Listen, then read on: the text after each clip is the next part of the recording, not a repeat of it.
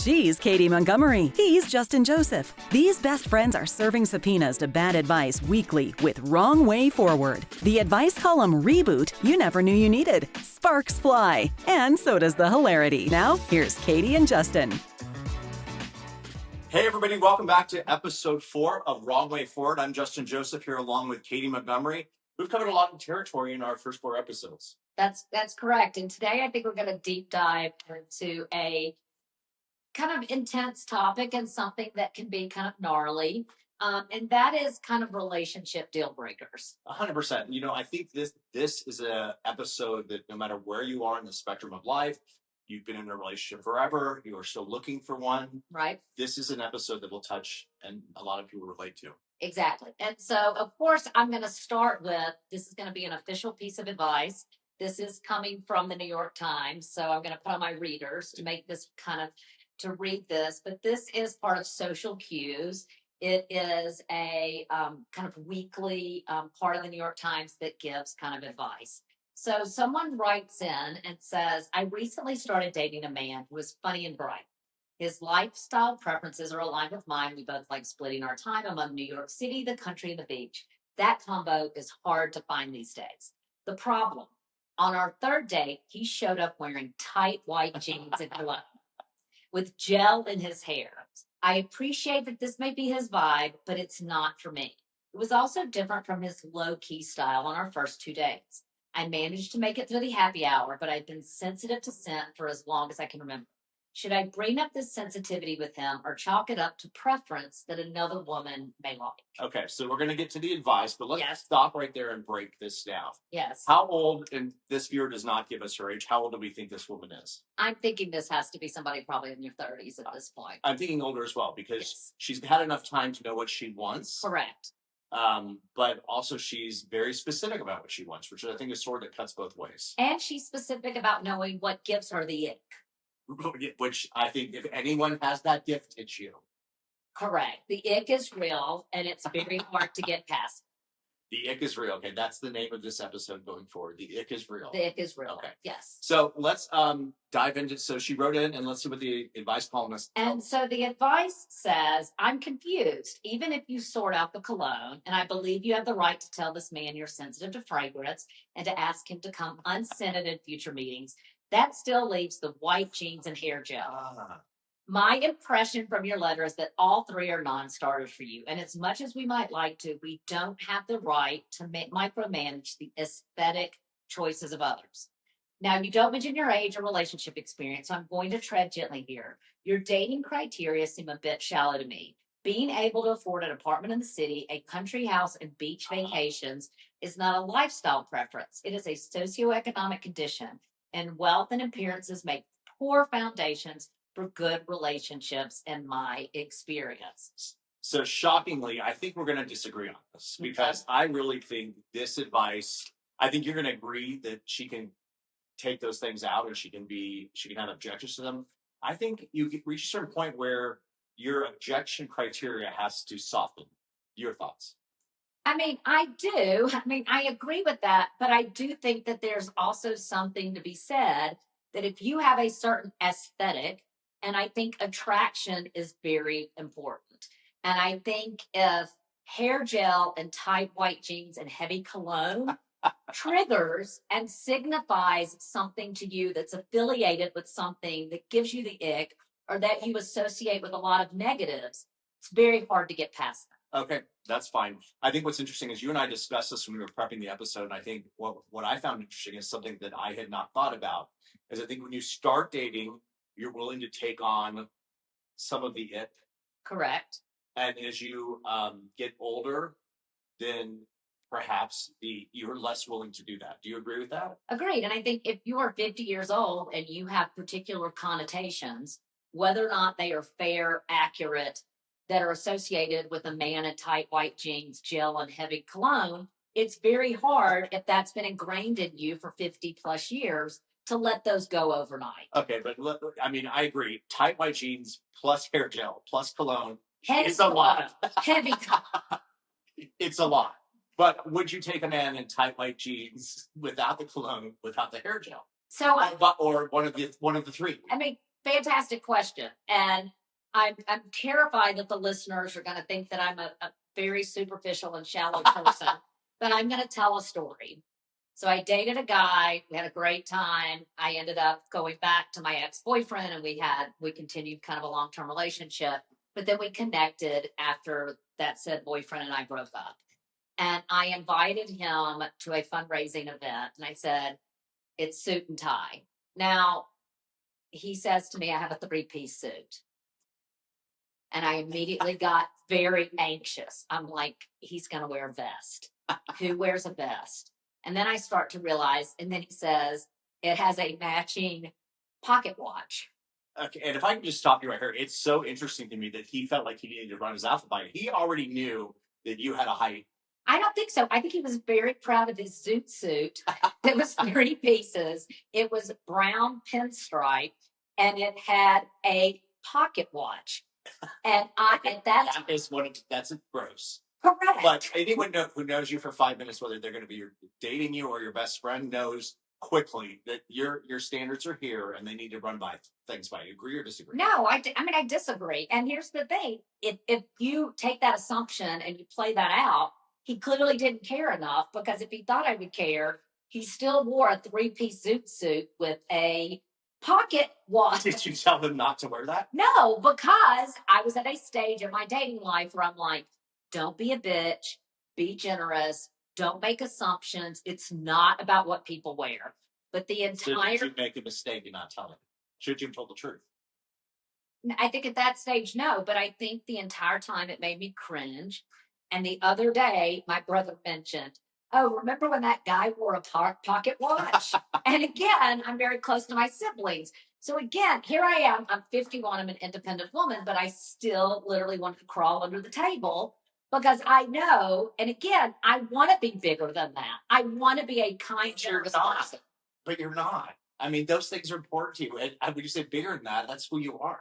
Well, I mean, I aspire to not care about that kind of stuff. When have you ever not cared about that? But I didn't tell him to. Do you remember when you and I when we were in college, we go to dinner with your parents, and you would give me a lessons manner on how to eat and how to. And you thanked me for that later. You said it was one of the most instructive times in your life. It was an experience and a value I will take with me forever. Yes, but it's at the time of focus. But on this advice, I don't agree with the advice. I've tried that. I've tried to go beyond it. But if you've got the ick and you're finding certain things unattractive, and you have heavy connotations with things that make you cringe, it's uncomfortable being your real self around someone when you're constantly just evaluating what someone's doing. Yeah. And it doesn't mean you're a bad person. It means you do have aesthetic, preferences. And why are we punishing people for aesthetic preferences? I don't think we are. I think what we're punishing is there are 2 things I find objectionable about your take on this advice. Yes. The first is that you set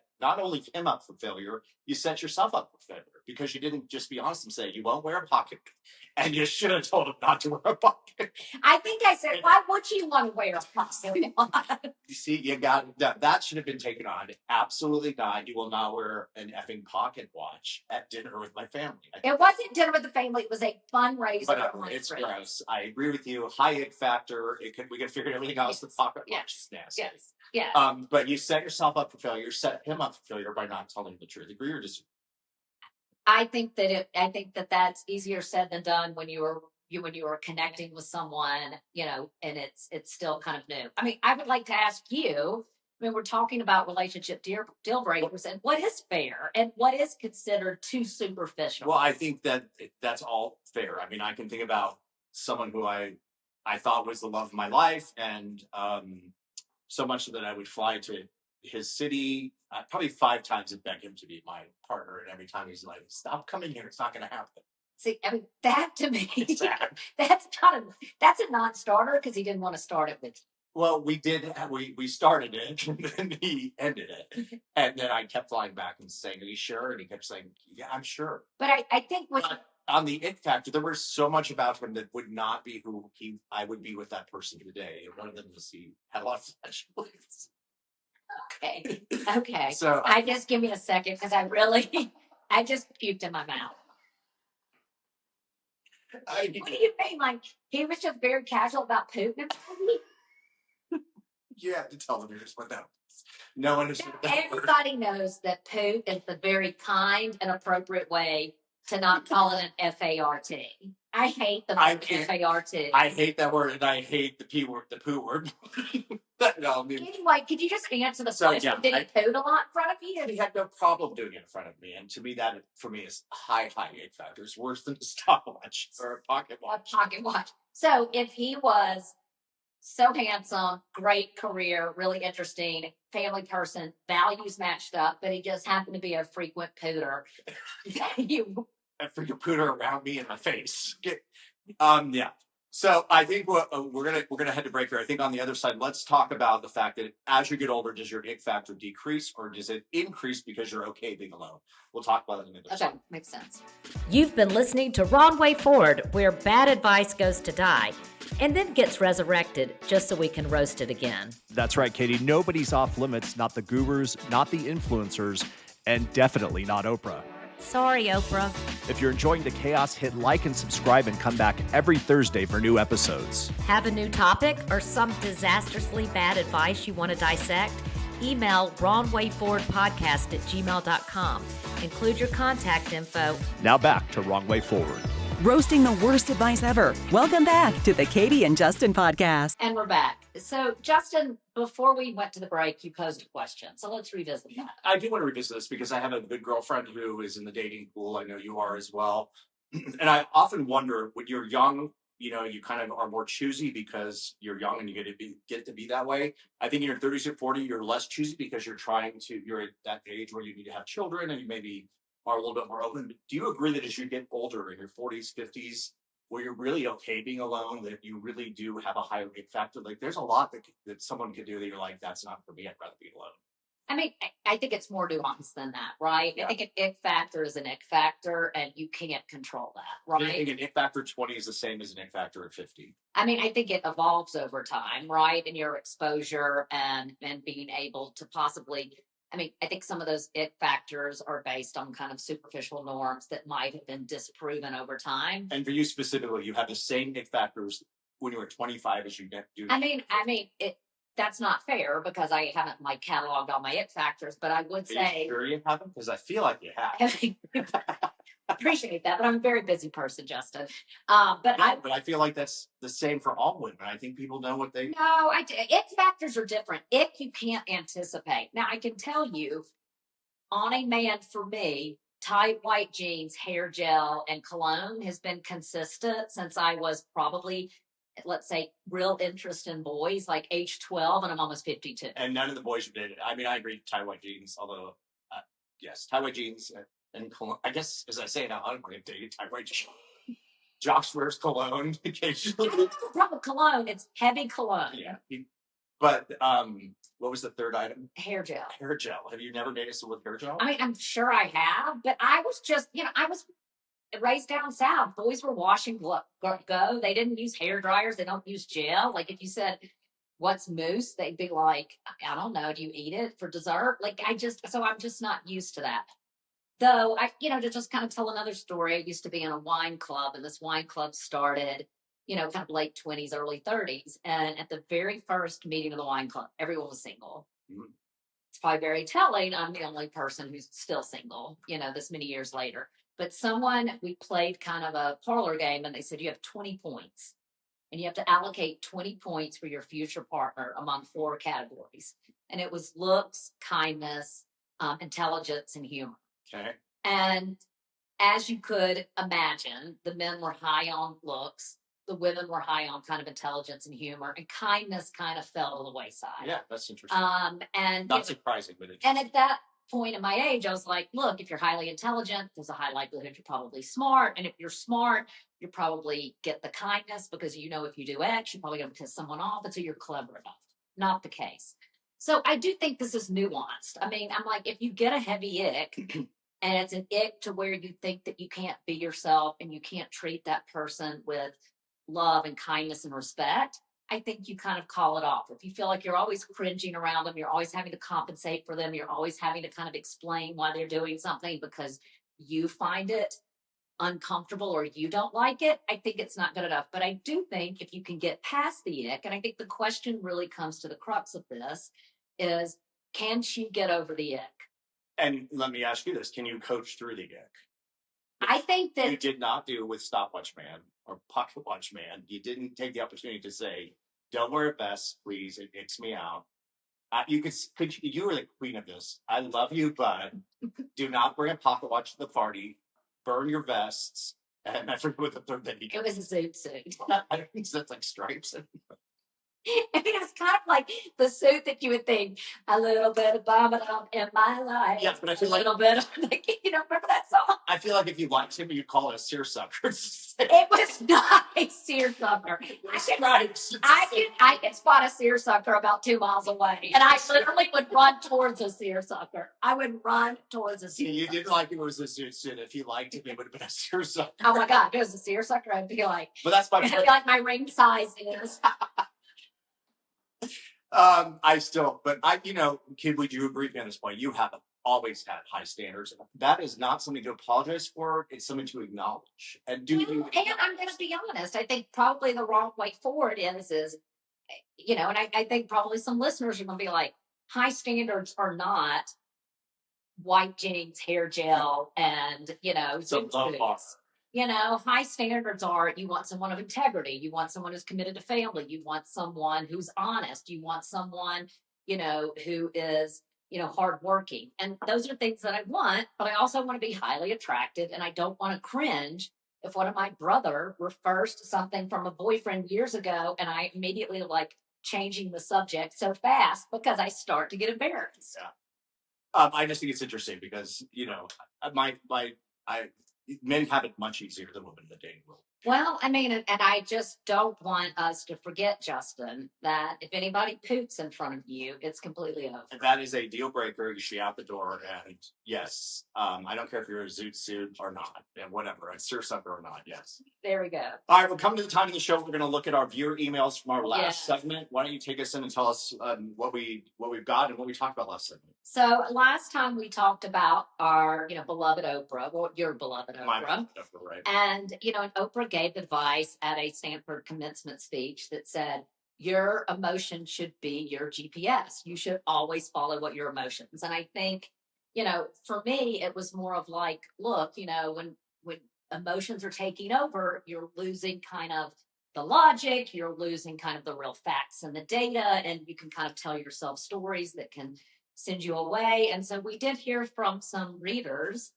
And I'm sure, Justin, I'm seeing you smirking over there. What's funny is one of the readers actually starts by complimenting me and then does a quick turn and backhands me and also. So you'll like this one. Yeah, please share. I don't obviously share emails that are critical of me, but Katy, you tried to rewrite history saying you were always impressed by Oprah. Love that point. You do always do that. But Justin caught you red-handed. That factually incorrect button idea, genius. Please get it installed. So she thinks that you need one of those to buzz me out. Correct. So let's see what I heard. So you were so right to call out Justin's story about lying at work. It's a perfect example of what you're talking about, letting emotional and personal desire take over. Do you think Justin's factually incorrect moments on the broadcast are just his emotional brain running wild? And how do you handle that? Yeah. I mean, they feel sorry for me, Justin. Well, Clement, this is becoming a trend line because you push it all the time, and I'm factually incorrect. And actually, again, another one of my emails says, I love, this is touching. I love how Justin shares heartfelt Oprah stories. True. Framed autographs, sneaking out of the prosecutor's office just to see her. And Katy's big contribution is telling us he reads teleprompters when he's nervous. Girl, he's living his best Oprah life moment. And you're trying to narrate like a jealous stage manager, calling me factually correct. Did your husband send that? No, it doesn't say correct. Okay. Yeah. Let's see. I think I've got one more to share.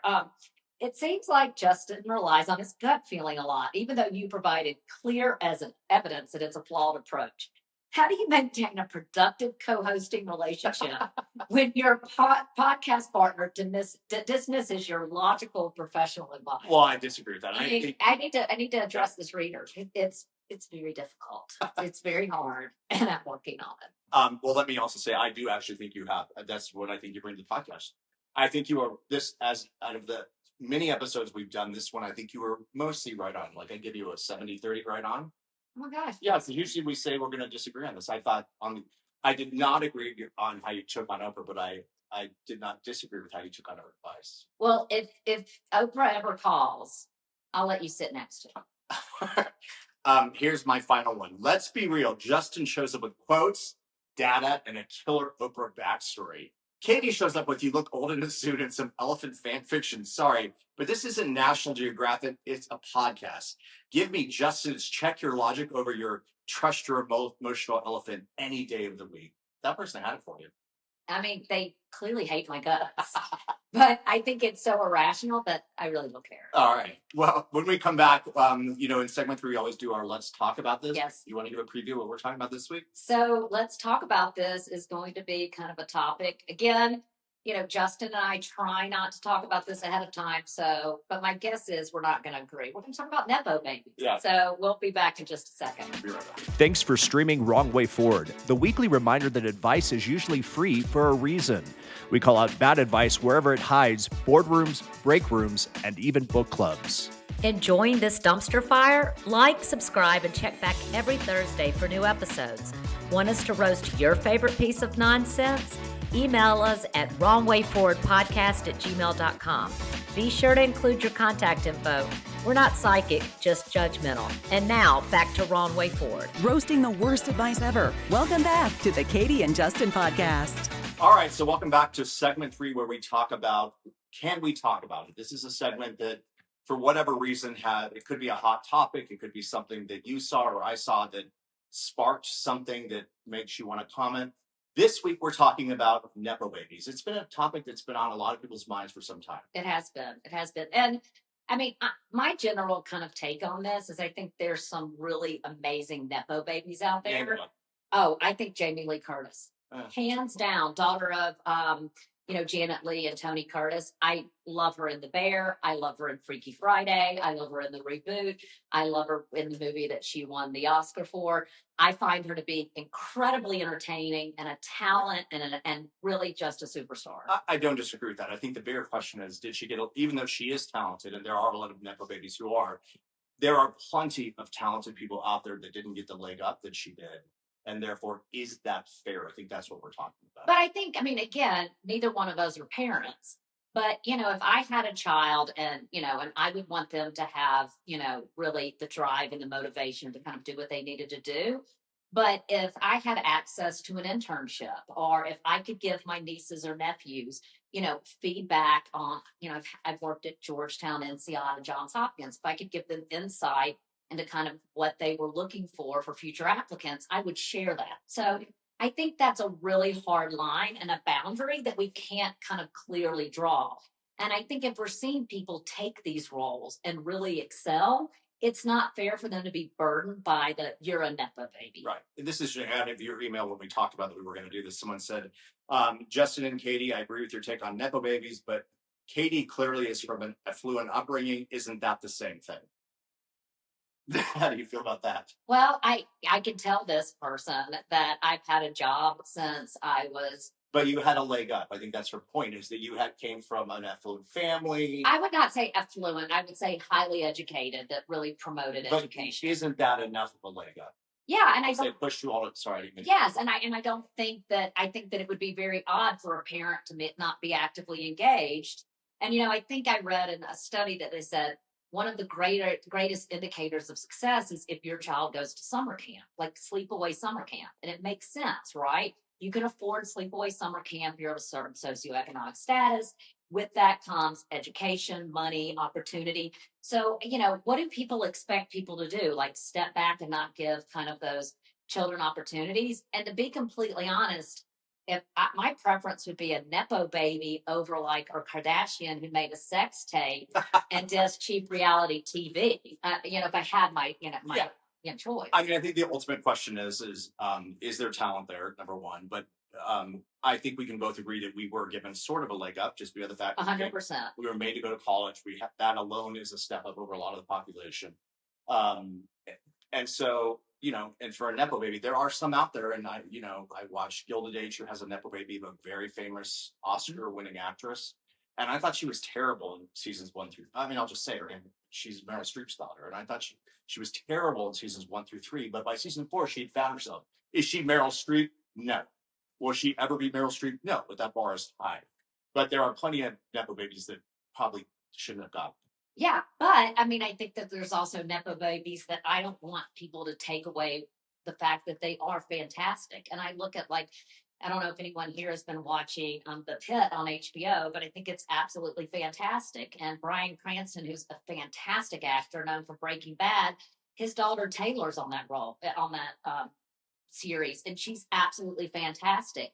And it made me a little sad when she became attached to her dad, because I knew people would say she only got it because of that. When in all reality, she had a different last name. And to be completely honest, I couldn't have picked her out as a lineup as her. But her casting for sure. I mean, maybe, who knows? But she's really fantastic in the role. Well, I think that that's fine. So if you had to give a letter grade or a number grade in terms of your being okay with Nepo babies, you would say what? I mean, I would say, a scale of 1 to 10, I would probably give it a 6 or a 7, Okay. Yeah, I'm okay with it. And I would definitely be underneath that. I'd be more against it than and part of it's just because I'm someone who's worked hard as you have. And so I want to compete in a fair playing field. And it bothers me when someone gets something, an advantage that I can't have and I can't compete in. I could never have a. Yeah, but I mean, you were born in America as a white male. I mean, you already had advantage. So I think, and that's the thing that's a problem, is assigning someone and slapping on Nepo baby takes away all of the nuance and all of the other advantages that all other people have. Doesn't also slapping on you were born a white male do the same thing? I mean, yes, but those still in our society are considered advantages. That will put you, it will take you off of first base and get you closer to home run. I don't disagree at all. And in the end, even if you're a Nepo baby and you're put on a good movie or whatever, you still have to prove it. You still have to. Correct. And let's be honest, if you fail as a Nepo baby, the fall is much more intense and much more trauma related, because when you fail, it is front cover, page 6, National Enquirer, People Magazine, Entertainment Tonight. So you don't fail quietly. You fail in the public eye. It's a bigger fall, for yes, sure. Correct. And there's some big examples of Nepo babies that have had, twice the spotlight because of them. And I'm trying to think of anything that comes to mind right now, but there have been some classic examples of Nepo babies. The woman who got her kids into college, Lori. Well, she cheated. She cheated, but her children were at that point successful on their own because of her name, right? I think they had fashion lines or whatever they had. But when she failed, or when they all failed, there was big falls. And now anybody Googles those kids, they're going to know that they were part of a cheating college scandal. Yeah. Yes. 100%. Yeah. So, I think it's an interesting conversation. It's interesting that it's been on everybody's mind so much. Like, people have strong opinions on this. Right. Whatever side you come down on. And I think it comes back to, what is this podcast about? And is the wrong way forward? What is the right way forward if you have a child? And let's narrow this down to Hollywood. You're from Hollywood. You have a child who's incredibly interested in Hollywood. What do you do? Yeah, and this brings back to a story. I was young. My brother's a very, very smart person. He's in medicine. For those of you who don't know, that's you have to have a certain IQ to get into that program. You have to test it. Genius. And so, yes. And so when I was young in second grade, my brother immediately tested into gifted and talented. And my mother was literally dragging me by the shirt up to the principal's office to get tested. Once a year, say, test Justin. And they were like, you didn't make it? They're like, he's not gifted and talented. Stop bringing him there. I was in talented and gifted. But the point is like she was trying to give me a leg up that I didn't deserve and I didn't get. And you probably felt like not amazing because it's traumatizing. Telling a story, 51 years later, I could really remember they're like in the back room. They're like, I heard him. He's not talented. So, and yes, no, I was not. So anyway. But when we talk about kind of wrong way forward, right? Let's try to flip it before we kind of sign off today. What is the right way forward for Nepo babies? Or for a parent who was trying to get their children attention. Yes, I love that. And any parent will. It would be odd if you weren't. Yeah, and you want that kind of parent, right? I love that my mother was in my corner. Mm-hmm. And I, if I had children, and I'm sure if you did too, we would be doing the same thing. Mm-hmm. So the right way forward is to push and push and push to get your children the advantage they deserve. I think maybe the wrong way forward is when you try and take advantage of your name or your position to get that done. And I think probably the wrong way forward is having your children thinking they're entitled to it, but maybe opening a door, but really sending home the message that hard work, education, perseverance, and really honing one's craft is what's going to be kind of in the long run success. 100%. So our next episode, we're going to talk about one of our favorite topics, pet peeves. Pet peeves. If you have some ideas, please email us. Yes, it's at the Wrong Way Forward podcast at gmail.com. And again, we'd like to remind everyone, we really appreciate all our listeners. Please follow us on our social media accounts. We'll share those at the end of this episode. But also, if you enjoy our podcast, make sure to follow us, and you can always leave a great review. Thanks so much. We enjoyed chatting with y'all today. We'll see you next week. All right, that's a wrap on this week's episode of Wrong Way Forward. Remember, the only thing worse than taking bad advice is giving it. If you've liked what you've heard, like, subscribe, or follow us wherever you stream podcasts. And if you've got a topic or need some advice we'll probably regret giving, email us at wrongwayforwardpodcast@gmail.com. Thanks for listening to this week's episode of Wrong Way Forward.